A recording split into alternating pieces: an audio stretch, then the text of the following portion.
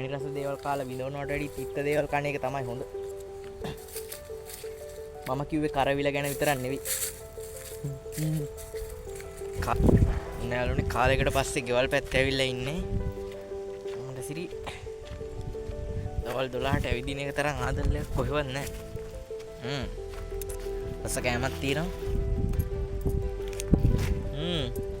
අරු රසයි. ගෙදර කිව්වට දැන් නම් ගෙදර නෙමෙයි ඉන්නේ. දැන් ඉන්නේ අපේ වගාවක් තියෙනවා. අන්නත් අජරටනේ.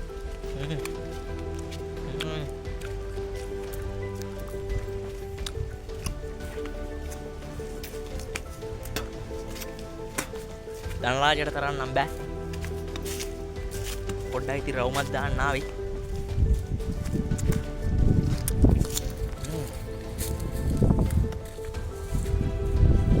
කොහොමද?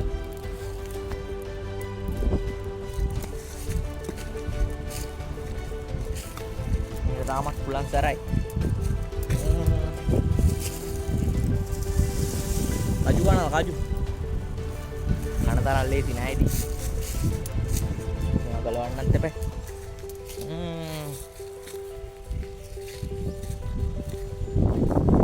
මේ දැන් දෙවෙනි වීඩියෝ එක කරා.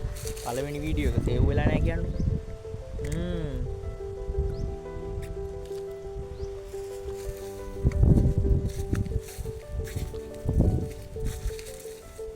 මාරහයි.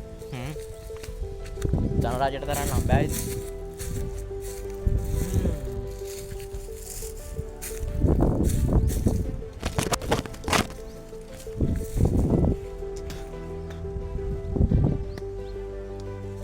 කියන්නේ ලස්සනයි ඒ තායි වීඩියෝ කරන්න එපා කියලා කමෙන්ට් දාන්න එපා ඉතින්. හරි දෙනවා. පියන්තම් එක වීඩියෝ එකයි කරන්නේ. කවන්නේ. කැමති කමෙන්ට් එකක් දාන්න. වීඩියෝ එකට පොඩ්ඩක් කුට්ට දේවල් කෑවට කන්නේ.